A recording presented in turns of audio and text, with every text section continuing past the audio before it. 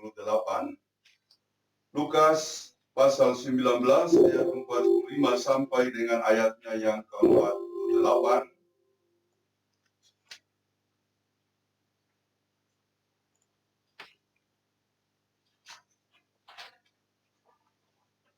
Sebelum kita membaca dan merenungkannya, mari kita tundukkan kepala, kita mohon bimbingan Roh Kudus, kita berdoa. Ya Allah Bapa di sorga, firman-Mu adalah kekuatan dan cahaya di tengah-tengah kehidupan kami, bahkan menjadi kekuatan dan cahaya di dalam kami memerangi wabah COVID-19. Kami di minggu sengsara atau minggu prapaskah yang kelima ini berdoa kepada-Mu, Tuhan, kuatkanlah hidup kami. Kiranya firman-Mu menolong kami semuanya untuk memiliki hikmat dan kebijaksanaan, bahkan kekuatan melanjutkan perjuangan hidup kami masing-masing. Di dalam nama Tuhan Yesus, kami siap mendengarkan firman-Mu. Amin. Lukas pasal 19 ayat 45 sampai 48, demikian kami bacakan. Lalu Yesus masuk ke bait Allah dan mulailah ia mengusir semua pedagang di situ. Katanya kepada mereka, ada tertulis, rumahku adalah rumah doa, tetapi kamu menjadikannya sarang penyamun. Tiap-tiap hari ia mengajar di dalam bait Allah, imam-imam kepala dan ahli-ahli Taurat, serta orang-orang terkemuka dari bangsa Israel, berusaha untuk membinasakan dia. Tetapi mereka tidak tahu bagaimana harus melakukannya, sebab seluruh rakyat terpikat kepadanya dan ingin mendengarkan dia. Yang berbahagia ialah mereka yang mendengarkan firman Tuhan dan memeliharanya. Hosiana.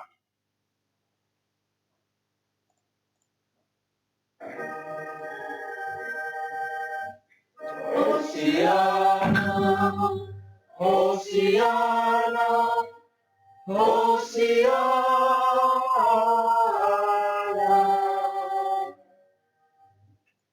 Saudara-saudara yang dikasihi oleh Tuhan, terutama warga GKST Gloria Jakarta dan secara keseluruhan umat Tuhan yang mendengarkan pelayanan pada saat ini secara daring atau secara online. Tetaplah bijak menghadapi situasi, terutama kondisi yang sekarang ini kita ketahui bersama. Harus waspada dan menjaga kesehatan. Memang kita punya iman, tapi iman seperti yang berkali-kali saya sebutkan adalah iman yang juga harus dibarengi oleh akal. Sebab akal itu adalah bagian dari anugerah Tuhan untuk mendukung kehidupan kita dalam rangka menjalankan hidup beriman. Kalau kita tidak bijaksana, kita akan mengalami malapetaka yang besar. Sebab Amsal 17 ayat 12 mengatakan, jika orang bijak melihat malapetaka, maka bersembunyilah ia. Tetapi orang yang tidak berpengalaman akan berjalan terus lalu kena celaka. Situasi sekarang kalau kita tidak sikapi dengan bijaksana akan membuat diri kita mengalami petaka sebagaimana Amsal 17 ayatnya yang ke-12 tadi. Kalau kita simak perkembangan yang sekarang ini terjadi terkait dengan COVID atau wabah pandemik ini, maka jumlahnya memang sangat dahsyat. Sekarang ini Amerika itu menempati posisi tertinggi dalam jumlah korban wabah COVID-19 atau COVID-19. Mereka itu yang terpapar sekitar 85.000 lebih. Itu melebihi China yang sudah berhasil mengatasi wabah tersebut. China sekitar 81 ribuan lebih. Sementara yang ketiga adalah Italia yang juga memakan begitu banyak korban, 80-an ribu lebih. Saudara-saudara, secara keseluruhan kasus ini di seluruh dunia sudah berjumlah 531 kalau menurut data. Dan yang meninggal itu sudah 24 ribuan lebih. Di Indonesia ada gejala-gejala peningkatan. Oleh karena itu saya kira persoalan kita bukan soal beriman atau tidak. Karena banyak orang mengatakan kenapa takut. Kenapa harus lebih takut kepada COVID daripada kepada Tuhan. Saya kira persoalannya bukan soal kita lebih takut pada COVID atau bukan. Melainkan adalah apakah kita punya kasih kepada sesama? Kalau kita bertindak serampangan, tidak bijaksana, tidak mengikuti langkah-langkah yang dianjurkan oleh pemerintah, bahkan juga oleh persekutuan gereja-gereja di Indonesia, untuk melakukan social distancing atau physical distancing, maka kita akan mengalami kerugian. Mungkin saja korban akan terus bertambah. Oleh karena itu, saudara-saudara, kalau kita hidup dalam kasih, kita akan menuruti apa yang menjadi kesepakatan bersama untuk memutus rantai meluasnya wabah pandemi tersebut. Karena kalau kita bertindak serampangan, tidak bijaksana, maka akan makin banyak korban. Mungkin melalui kita, sebagai carrier maupun sebagai barrier, maka akan dipertanyakan apakah kita punya kasih atau tidak. Jadi soalnya bukan kita lebih takut COVID daripada Tuhan, bukan. Melainkan ini bicara soal iman. Dan iman ini dalam rangka bersama akan menjadi suatu sikap solidaritas. Jadi semua elemen masyarakat sudah melakukan langkah-langkah ini, apalagi gereja saya kira harus ikut terlibat, sebab kita diajarkan oleh Tuhan Yesus untuk bersolidaritas. Minggu-minggu Prapaskah ini adalah masa-masa di mana kita merenungkan bagaimana Allah solidar kepada manusia berdosa melalui Yesus Kristus yang siap menderita. Saudara-saudara yang dikasihi oleh Tuhan Yesus Kristus, oleh karena itu, maka pada saat ini kita akan terus bertekad memperjuangkan kehidupan kita bersama, bukan cuma perjuangan hidup sendiri, perjuangan kita bersama-sama. Percayalah, Tuhan akan menolong dan memberkati kita untuk memerangi wabah yang mengancam segala segi kehidupan kita.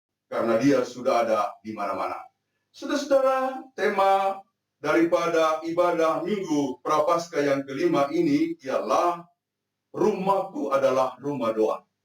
Dikisahkan tadi dalam pembacaan Lukas 19 ayat 45 sampai 49, 48, Yesus kemudian masuk ke dalam rumah atau bait Allah, lalu kemudian mengusir pedagang-pedagang di sana.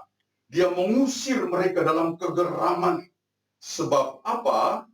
Dia menilai dan mengamati telah terjadi penyimpangan mendasar terhadap pemfungsian penggunaan rumah ibadah. Rumah ibadah sebagaimana tertulis di dalam Yesaya 56 ayat 7 adalah rumah doa. Tetapi mereka telah menyebutnya, bahkan menggunakannya sebagai sarang penyamun. Itu yang disebutkan oleh Tuhan Yesus, mengutip daripada Yeremia 7 ayat 11. Demikian marahnya Yesus sehingga ia mengobrak api. Saudara-saudara, tidak pernah sebelumnya kita melihat kegeraman yang seperti ini pada diri Yesus.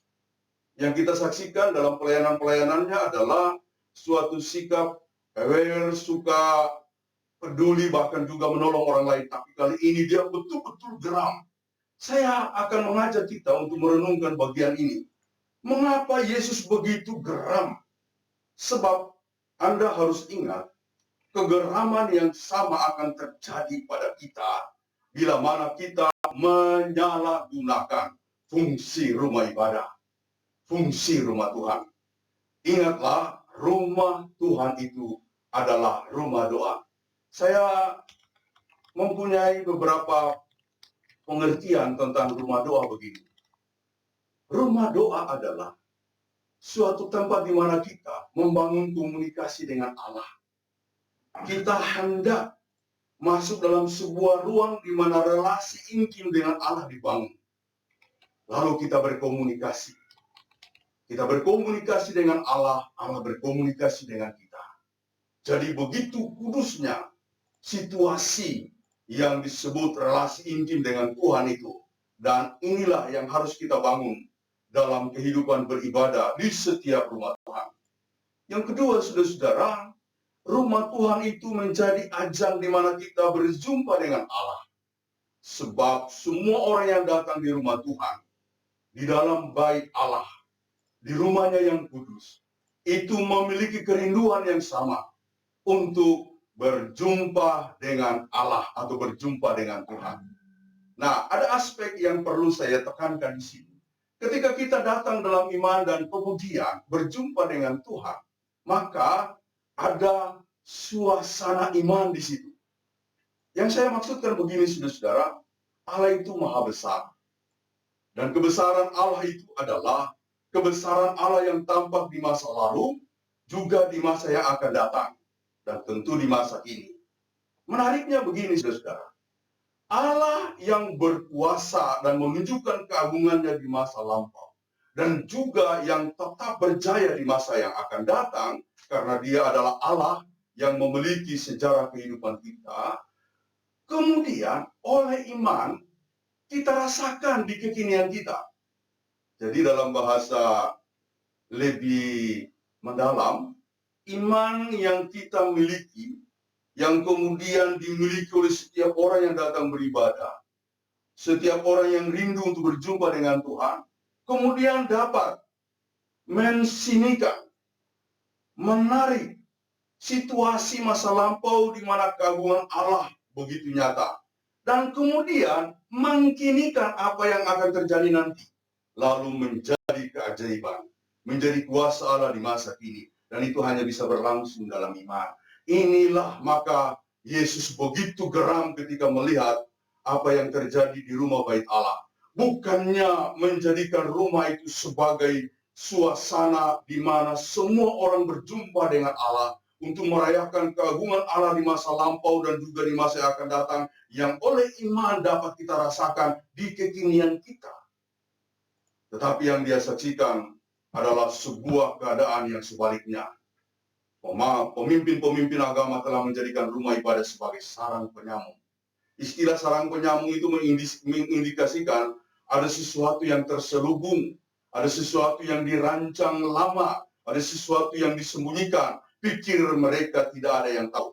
Tetapi Yesus melihat itu. Dan itulah sebabnya dengan kegeraman yang ada, dia mengobrak-abrik seluruh hal yang ada di serambi rumah ibadah. Dia mengobrak-abrik meja-meja penjualan, dan sekaligus juga dia mengobrak-abrik apapun yang ada di sana, termasuk uang-uang yang menjadi alat tukar daripada kehidupan beribadah di sana. Saya kira saudara-saudara, kita tahu bahwa apa yang terjadi di balik kegeraman Yesus ini adalah sebuah kesepakatan yang sangat jahat, di mana orang-orang yang datang merayakan ibadah atau merayakan Paskah di Yerusalem itu umumnya hendak mempersembahkan korban. Tetapi terjadi sebuah penyimpangan karena pihak otorita yang memimpin bait Allah kemudian membuat peraturan bahwa untuk mendapatkan jenis hewan persembahan yang baik harus dibeli di bait Allah sendiri, di serambi bait Allah. Dan itu dengan harga yang sangat mahal. Kalau dibeli di luar, itu bisa dengan harga yang sangat murah. Artinya, ada transaksi bisnis di situ yang dilakukan diam-diam baik oleh pedagang maupun oleh imam-imam yang menjadi penguasa atau menjadi pemimpin di bait Allah. Dan itulah sebabnya Yesus membaca itu, lalu dia marah serta mengobrak-abrik apa yang terjadi di situ. Saudara-saudara, jikalau kita merenungkan kehidupan kita sekarang ini, ada banyak penyimpangan-penyimpangan yang sama terjadi di lingkungan kehidupan rumah ibadah. Waspadalah. Karena jikalau itu terjadi, saya kira kegeraman yang sama pada masa lampau akan juga nyata pada kehidupan kita sekarang. Rumah ibadah itu rumah doa.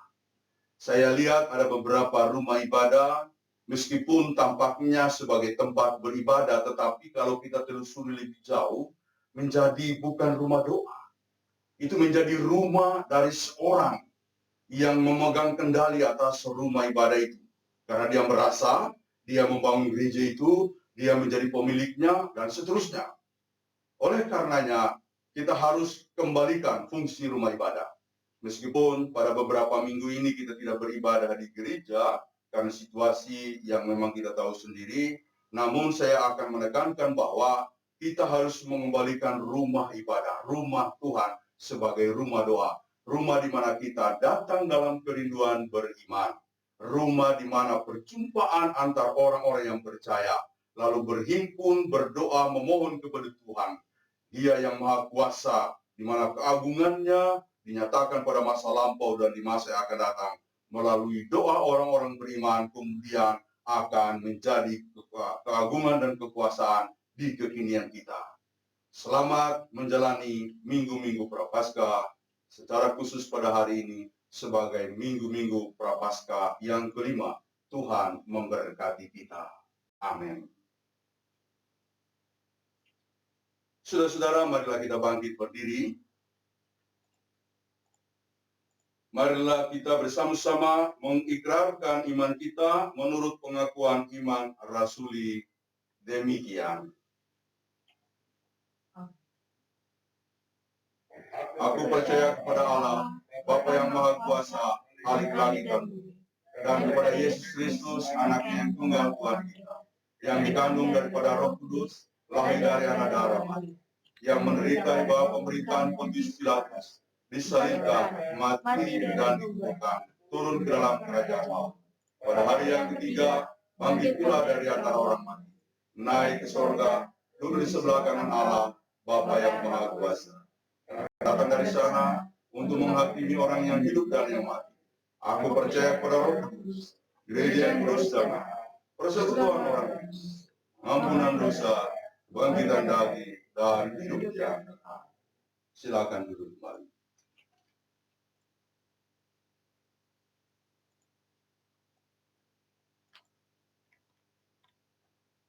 Hendaklah masing-masing memberikan menurut